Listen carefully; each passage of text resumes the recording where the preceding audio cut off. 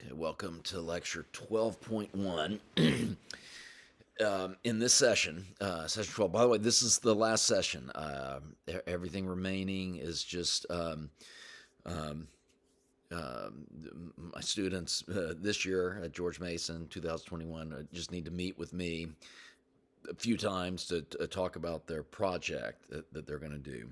Um, um, this session, just going to wrap up a couple more topics, and I've called this regression and probit tricks. The first thing is the probit trick. I'm going to continue from my paper with Charles Stewart, and let me show you where we were. So that you may recall, we took data involving members of Congress who transferred from committees. And the data looks something like this. Well, okay, you can ignore the denominators here. Um, all it was we looked at all the transfers from committees and say there were only three committees. So if we looked at here's person one, person two, person three, so on, um, what we would do is first we would have the data look like this. We would say if a person transferred off of a committee, we'd put a -1 in that column. If they transferred onto a committee, we'd put a +1. So in this case, we would have person one transferred off of committee one and onto committee two. Okay. Now, here is the likelihood function. And you'll notice that when the transfer involved two committees, the probability term involves V2, V1, the average valuation. V1, V2 are parameters we're going to estimate. The average valuation of committees 1 and 2 divided by square root of 2. First it was square root of 2 divided by sigma, but we talked about that it's not identified. The sigma can't be identified, so I just set that equal to 1. So just like a probit. So now, notice if it involved two committees, we divide it by square root of 2. The one case where it involved only one committee, divided by 1. Now, it turns out if it involved three committees, say a person left committees 1 and 2 and transferred on to 3, so we would have a negative V1 term, a negative V2 term, and a positive V3 term. And you do through the same calculations, you'll show it'll be divided by the square root of 3. Okay. So, the way to think about this, first we have our data. So it's just this stuff without any of the denominators. Don't disregard for now the square root of 2, the 1 here, the denominator 1. Um, now, okay, that's the likelihood function. Now, what I want to do is, I think I told you that Charles and we actually estimated this likelihood function with a probit. So I think it was SAS. It was on Charles's computer, and we're sitting there running SAS. We did not program a likelihood function. We just entered data, the transfer data, and then said probit. Okay. The dependent variable, the independent variables, which I'm going to get to, are these x1s, x2, and x3. By the way, let me give it away. One thing where I'm going. The first thing we needed to do is we're going to need to, if our original data involved just transfers, -1s and 1s, we said, well, okay, we're eventually going to divide these things by square root of 2 or square root of 3. So the thing is, we just took our data, and then for each row, we said how many total transfers are involved. So in this, how many committees are involved in the transfers? In this one, there's 2 involved. So we divide everything by square root of 2. And basically, what happens is if you take a matrix and use superscripts as the column number, what we did is just divided by um, J equals 1. I think there are 22 committees. So we have J equals 1 to 22. And then whatever row we're on, say we're on row I. So we're on row I, column J. Just took the absolute value of each one, sum those, and then take the square root of it. And that's what we've done here. Divide X. So Xij divided by this term. So that's all we've done.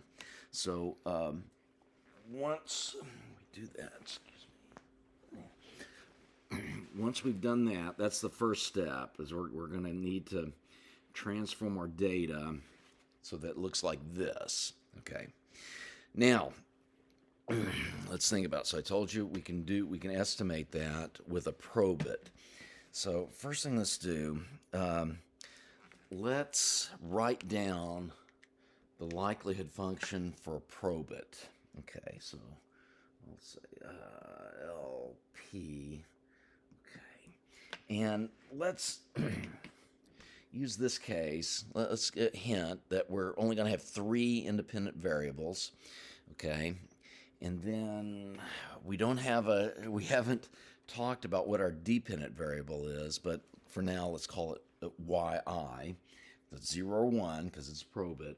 So the likelihood function of a probit is just big pi, I equals 1 to however many observations we have. Actually, in this case we have 4.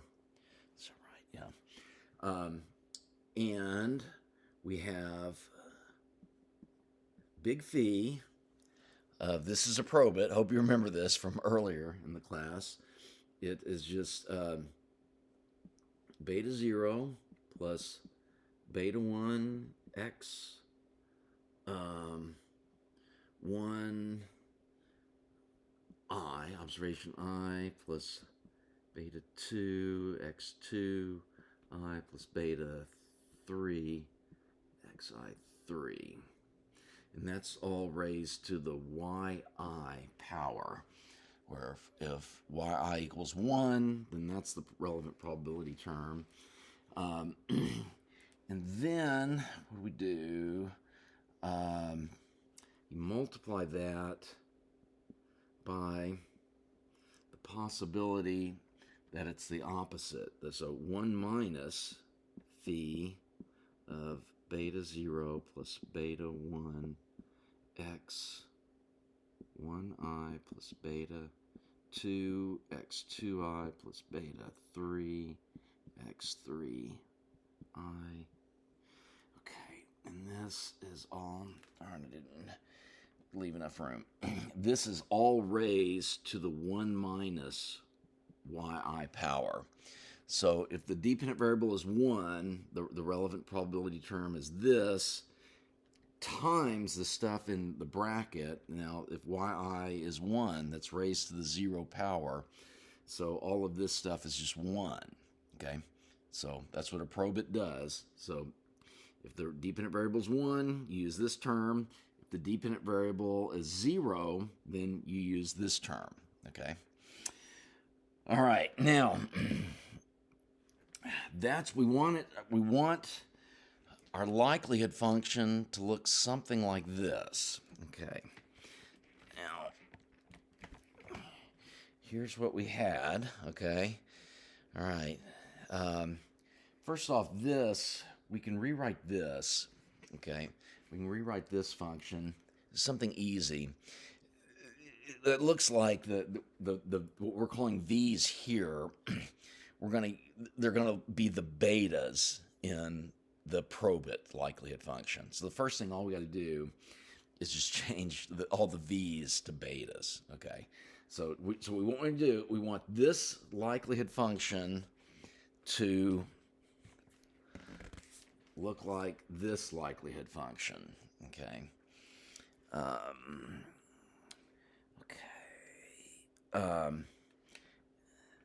Now, okay. So the first thing, as I said, one thing we want to do is change the V's to betas, okay? Next thing, what we can do, I'm going to do two steps in one.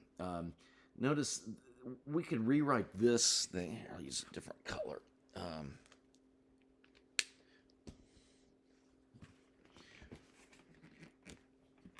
We could rewrite this term as just phi of, so V2, if we call it beta 2, and then instead of writing beta 2 minus beta 1 all divided by square root of 2, just multiply that times 1 over square root of 2 minus beta 1 times 1 over square root of 2. Okay. So that's the same thing as that, right? Once we've changed V2 to beta 2 and V1 to beta 1. Okay, now notice that this 1 over square root of 2, that's just x1, okay? And, or excuse me, yeah, that's x2, a positive 1 divided by square root of 2, and that one's just x1. So this just equals phi of beta 2, call this, let the superscript be the row. So that's beta 2 times x2 superscript 1 plus beta 1 times this. We've already got the minus sign because that is negative. That's x1 superscript 1 because it's observation 1. Okay. So we can rewrite this with terms like this. So let me do that now. What that likelihood function will look like once we've substituted beta for the v's and put in those x's, it will look like this. L of instead of estimating V1, V2, V3, we're going to estimate beta 1, beta 2, beta 3, and that is just going to equal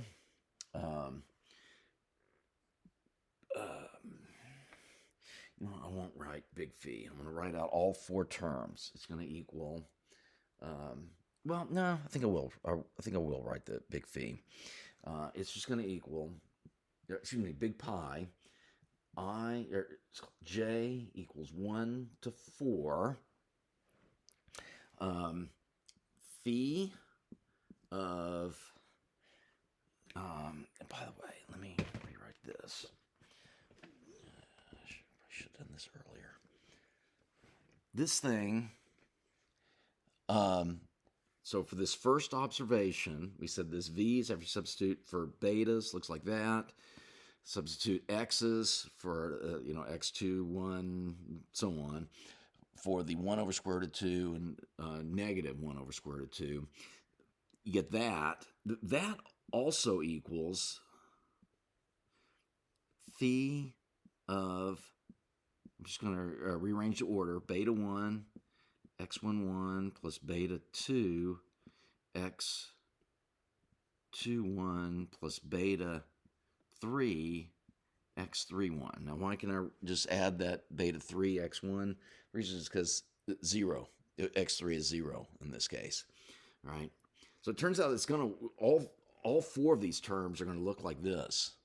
So, in fact, this one is just going to equal phi of, same thing, beta 1, x1, now we're on the second observation, second row, plus beta 2, x2, 2, plus beta 3, x3, 3. Now let's check. That should be beta v3, it should be negative 1 over square root of 2. Sure enough, that's what we get here. Okay, x3 is that. So that works. We should have no beta 2 term. No, wait. Yeah. Now we should have a negative 1 over square root of 2 by the beta 2 term, and that's what we'll get, beta 2 times x2. The beta 1 term should just be, should not be there, or what we've done here is it's multiplied by 0 because x1, 2 just equals 0. So we've just verified that this thing equals that. Okay, so if we kept doing that, what we would get is the likelihood function equals this. J equals 1 to 4, big phi of beta 1 x1j plus beta 2 x2j plus beta 3 x3j. Okay, that's what we would get. All right, so what we've done, we've taken our original likelihood function that Charles and I came up with, said let's do a clever relabeling, make the v's betas, okay? Define our independent variables like this, and then what that means is this likelihood function equals this likelihood function, okay? Now, we're not there yet, and here's what we want. Let's see. We want, okay, let's see if I can put both of these up at the same time. We want to do something to transform one of these so that this likelihood function looks just like this one. Okay. All right. First, what can we do? So this is the one that's the probit likelihood function. All right. First thing is to do this. So it's to say in SAS, where you say probit y is your dependent variable on x1, x2, x3. That's your vectors of your independent variables. So that's the SAS command, okay? The problem is, the first problem we have is the probit likelihood function has these beta zeros in it, whereas the function we want it to look like doesn't have a beta zero, right? Now that's an easy fix. All you got to do, I can't remember the exact command. I think in Stata, the command is you just write no const. Okay, I can't remember what it is in SAS, but all of them have a command like this. Just tell it, don't estimate a constant. Don't estimate an intercept. Okay, if you do that, all it does is it makes this probit likelihood function look like this. And now we are very, very close. So notice the function that we want is this. Okay, we want our probit function to look just like this.